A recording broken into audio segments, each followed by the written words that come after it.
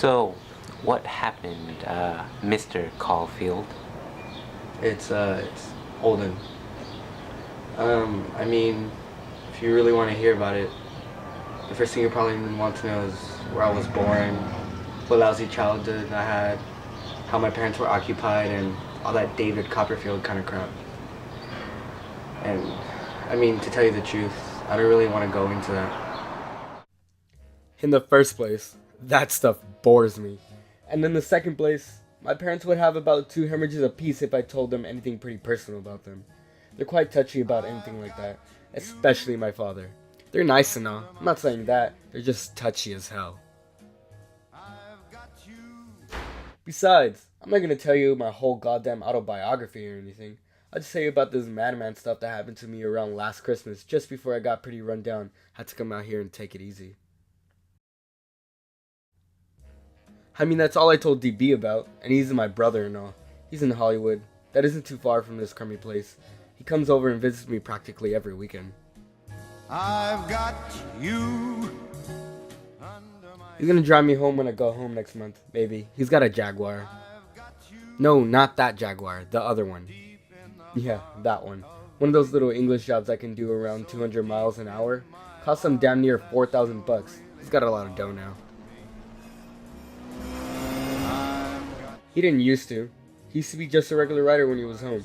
He wrote this terrific book of short stories, The Secret Goldfish, in case you never heard of him.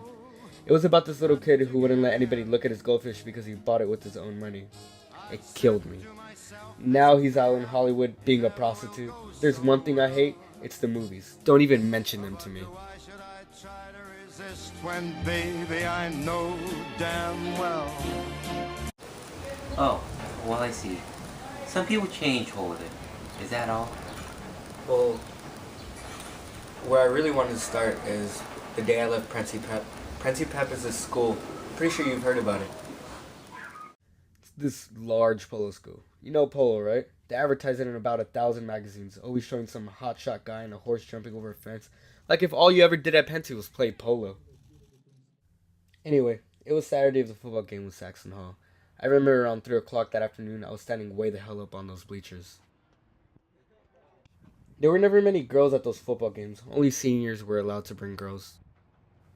Old Selma Turner, she was the headmaster's daughter, showed up to games quite often, but she wasn't exactly the type that drove you mad with desire.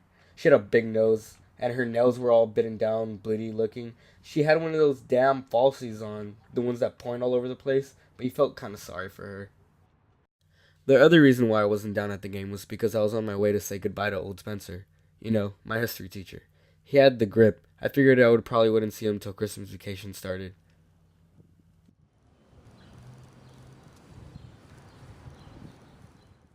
Oh right, I forgot to tell you about that. They kicked me out. What I was really hanging around for. I was trying to feel some kind of goodbye. You know, I mean, I've left schools and places I didn't even know I was leaving them. I hate that. I don't care if a sad goodbye or a bad goodbye, but when I leave a place, I like to know that I'm leaving it. If you don't, you feel even worse. I suddenly remembered this time, in around October, that and I, Rob Titchener, and Paul Campbell were kicking a ball around in front of an academic building. They were pretty nice guys, especially Titchener.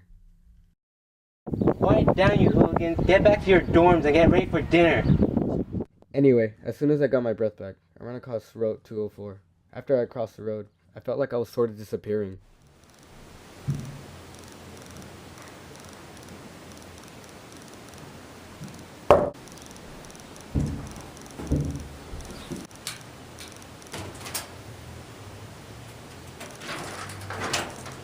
Lovely to see you. Come in, dear. Are you frozen to death? Hi, Mrs. Spencer. Let me take your coat, dear. How are you, Mrs. Spencer? Oh, I'm fine. How are you? I'm fine. How's Mr. Spencer? He's fine, fine. Is he over his grip yet? Over it. He's over there in his room, dear. Go on right ahead.